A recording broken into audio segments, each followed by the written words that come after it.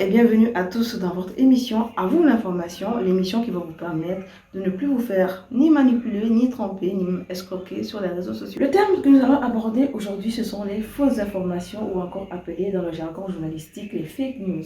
Et oui, beaucoup de journalistes se spécialisent de plus en plus dans ce qu'on appelle le fact-checking, qu'il s'agit de repérer les fausses informations des vraies.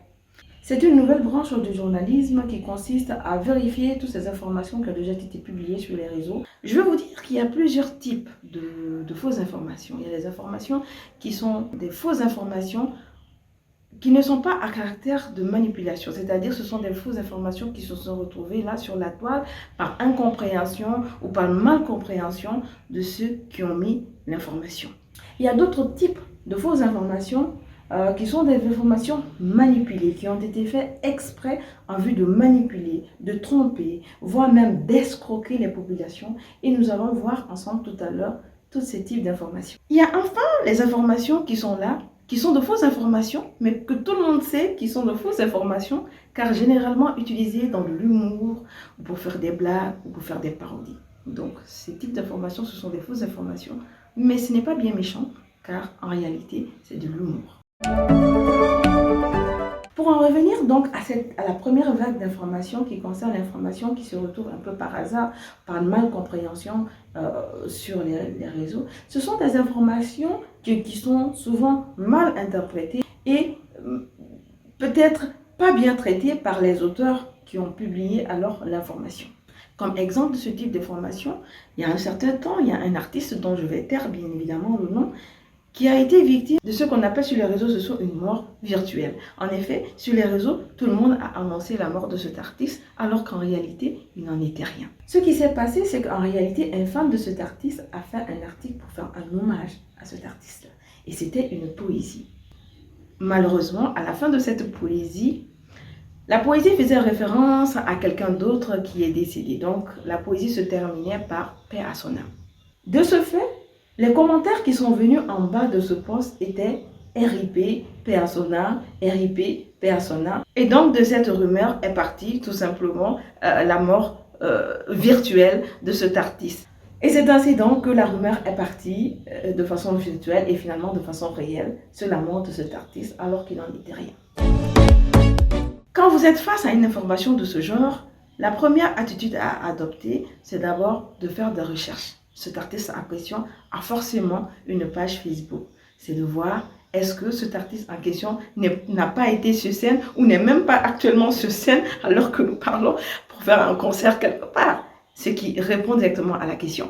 L'autre attitude à prendre aussi, c'est d'attendre tout simplement parce que si l'artiste n'est pas décédé, eh bien, il fera un post minimum dans les 24 heures possibles pour démentir ce décès-là. Nous allons maintenant parler de l'autre type de mauvaise information qui est très grave, qui est l'information qui a été faite exprès pour manipuler, tromper les populations.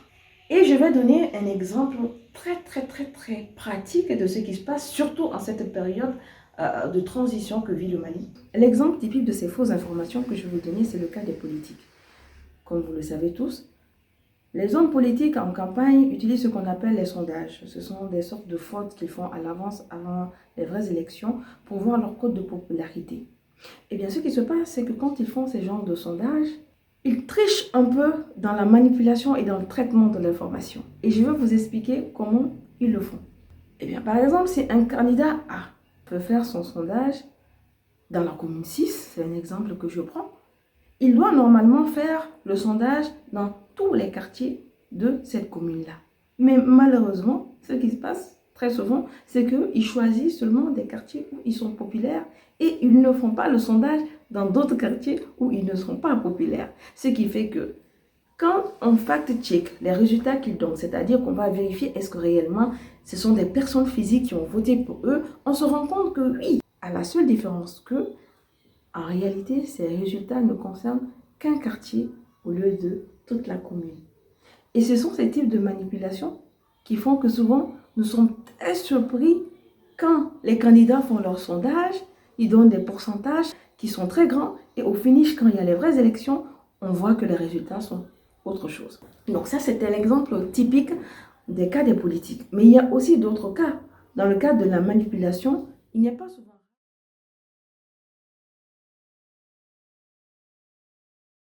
J'espère encore une fois que cette vidéo vous a servi à quelque chose.